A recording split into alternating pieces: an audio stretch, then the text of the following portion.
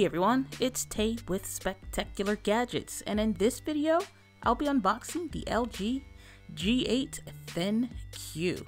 Now I picked this device up off of B&H Photo for $6.99. It's the cheapest price that I've seen so far, and with ordering the G8 ThinQ, they also included the Mint Mobile. So this is my first LG device in several years. And then I already have this Mint Mobile, but it was included in the bundle, which is a nice touch. Thank you, B&H Photo. Now let's go ahead and take a quick look around the packaging. So quick look around the box, and we have the G8 ThinQ. Off to the side, we have the 128 gigabyte variant of this device. I ended up getting the black one opposed to the silver one. Here's the bottom of the box, and then off to the left we have Hey Google, and then to the top we have LG Life's Good. So the back of the box, you can pause this if you need, it's just the contents of the box. And so we'll go ahead and take a look at that, so no need to read. Taking my handy dandy unboxing knife, go ahead and just cut this one single tab, and this will release the beast. Well, we don't know if it's a beast yet, but let me go ahead and take the lid off of the box slowly, gently. And first thing we're greeted with, this is new to me anyway, is a microfiber cloth that has LG branding on it, which I usually use this microfiber cloth. And then right here, I see the LG G8 ThinQ.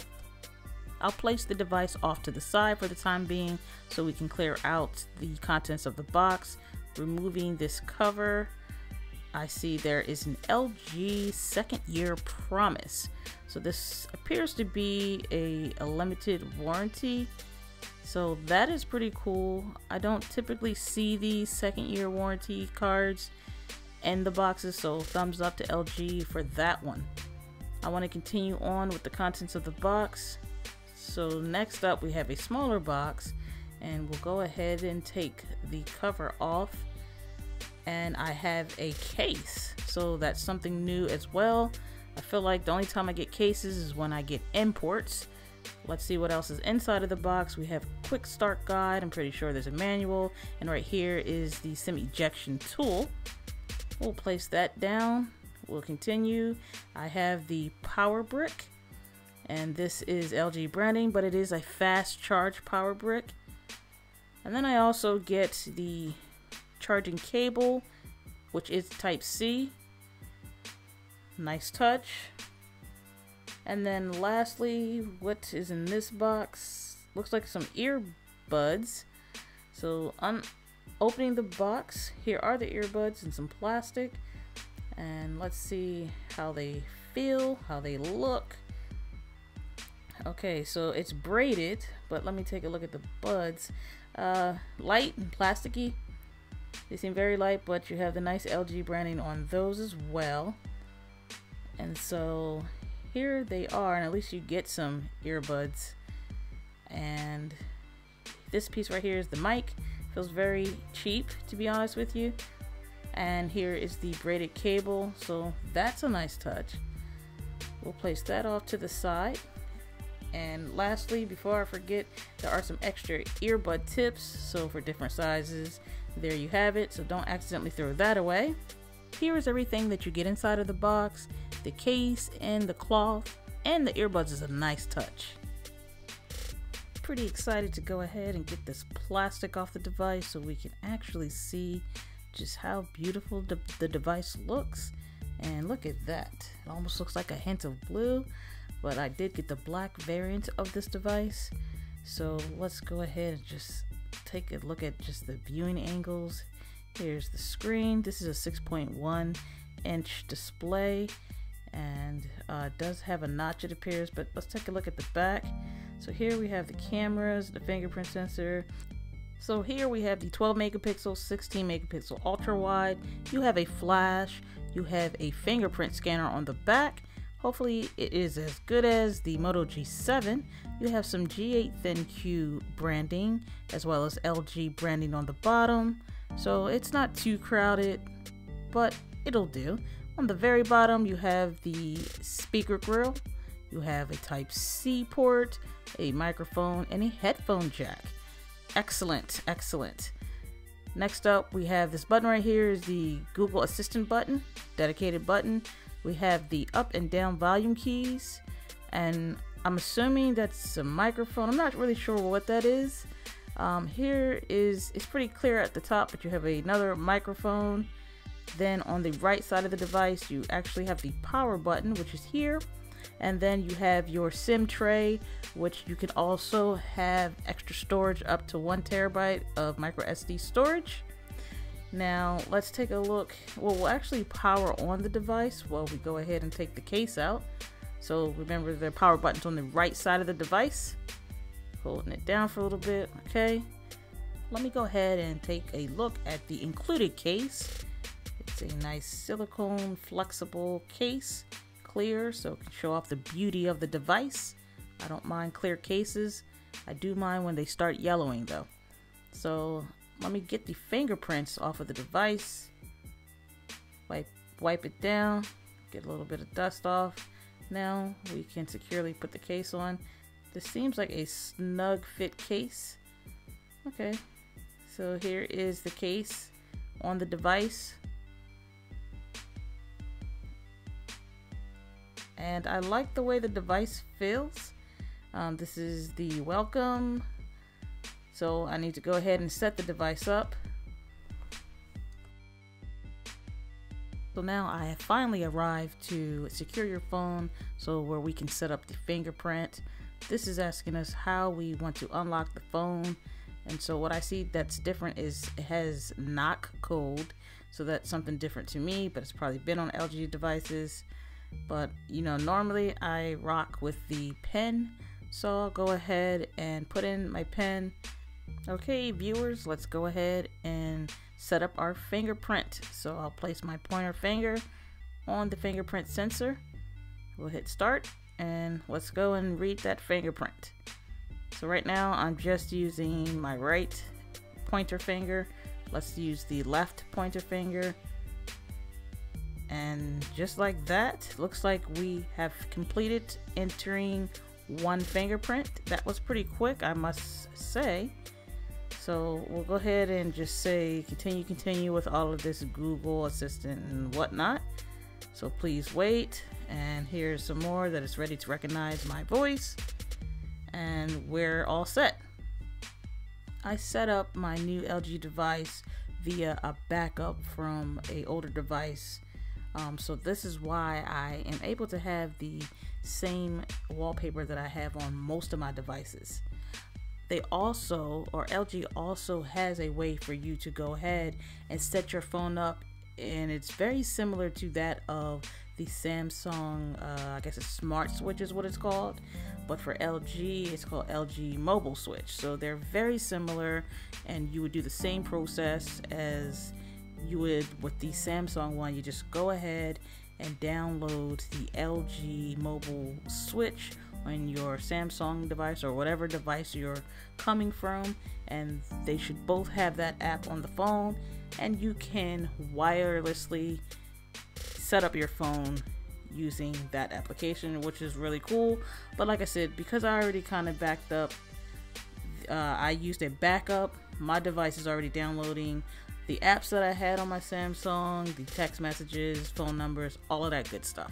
But here is just another way that you can go ahead and move your stuff to the new phone. Now that I am navigating through the phone, I'm getting little pop-ups of hints and features. So this is just how to activate the home screen by swiping up. Now the phone is actually downloading all my apps, and I see there's apps already downloaded on the device. So these essential apps, these are not mine. So I see a couple folders and apps that were already pre-installed on the device. So like I said, the device is downloading about 120 apps of mine. So we will continue to use the phone while it is downloading those apps. This device has the 855, the Snapdragon. So we shouldn't really have any issues with it downloading and me trying to use the device. and we will see if that is true. Fingerprint scanner, let's test that. The screen is off, and I will go ahead and test this out and see how accurate. So I feel that it's decently fast, and it will only get better as I continue to use the device. So screen off, and the fingerprint sensor works. So it works. I think it's just only going to get faster. I like the double tap to wake the screen. That was an issue that I didn't care for with the Sony device. I would like to tap. And also this device appears to have raise to wake. I would like to go ahead and test the cameras out. So let's go ahead and grab an object so that we can see, you know, shutter speed and all of that. I'll grab my little ThinQ, and the shutter is actually pretty quick. And see, we're still getting, since it's a new phone, obviously you're getting all the hints and everything on how to navigate the camera and camera modes and all of that. And I will go more into all the features of that in another video. So here's a picture that I just snapped. It looks pretty clear. It's got some punchy color to it. And here is the details of that photo. So the ISO 200. So I like to be able to look at the details. This also has a manual mode, so I'm pretty happy about that. I'm gonna get more into doing manual modes. So let's just grab another picture, different color, and see how quick that snaps. And zooming, it doesn't lose too much of the detail zooming in. Now again, I'm fairly close, but you know, normally when you zoom in, it starts to lose some of the detail of the photo. I can pick between super wide or standard, so hitting these two icons will help you switch between the two cameras, and we'll have to check and see if you can do that also with video recording. But let's go ahead and try the 8 megapixel selfie camera and take a few shots to see just how well this does. And I don't see any problems. The shutter is just as quick as the rear one, and let me know what you guys think in regards to the selfie, and I'll play around more with the camera in another video. But that is the front facing camera. I want to do some Google feed scrolling, but let's take a look at the installation. We're at 52 out of 122 applications, so keep that in mind as we are going to scroll through my Google feed. So now that all the pictures have loaded, we see that it didn't do too bad. It's fairly quick and smooth, and like I said, the apps are still downloading. Alright, I want to give you a quick look at how the settings looks. So right now we're under network, and so you have a bunch of choices and different things that you can change under the network settings. There's also sound settings, so you have a bunch of stuff that you can change and alter in sound. Then you have display settings, and so there's a bunch of things and options in the display settings. And then you have your general tab settings, and this has a lot of different things that you can change in there. So you have options. But let's go ahead and take a look at the biometrics, because I still need to add my face unlock. And then we would like to try the hand ID. So let's go ahead and do the face unlock. Setting up the face ID. This reminds me a lot of when I set up the Apple Face ID. So I have to turn my head, and it appears that I still need to get that upper left side, and Face ID setup is complete. That was pretty easy. So it unlocked just like that. Let's go from a dark screen, raise to wake, and it opened up fairly quickly. So from dark screen to, yeah, I would say that opens up fairly quickly. Now let's go ahead and set up the hand ID. So you unlock the phone with the palm of your hand, and so this will be a new one for me. So you can check that out. You'll have to enter your PIN, in order to set this up. And here are the instructions or the directions on where the placement of your palm should be over the phone. So you have to place your palm, like I said, at a certain distance from the sensor. So here I am trying to get this to work, and you see there's a circle there. So I have to slowly lower my hand so that I can only see the yellow circle. And then once you master that, Hand ID is set up and ready to go. That took me a few tries, which I cut that out, but there you go. You have so many ways of unlocking your phone. You have the fingerprint sensor, you have the Face ID, you have, of course, pen, pattern, knock, and now you have the hand unlock, which is pretty cool. Let's give this a try. We'll try to unlock the phone with the palm, and as you see, there was a green lining around the screen, and that lets you know that you're in the appropriate place and it should unlock. So see the red? I'm not angling my palm in the correct area, so you'll go from like a reddish orange. So I'll use the other hand to see if I can, let's see, and you see, there you go. So once you get it at the correct spot, it'll be green and the device will unlock. So this is probably not the quickest and most efficient way to unlock your device, but like I said, that's just another way to unlock the LG G8. So the last test that I would like to do is trying out the audio and video quality of the device. Just a quick little test. So I have screen brightness to the max, and I'll go ahead and find something on YouTube so that way we can hear and see what the LG G8 ThinQ is about. So let's go. Taking photos and video recording was okay for the price of the phone. I cannot say I was blown away, nor can I say I was disappointed.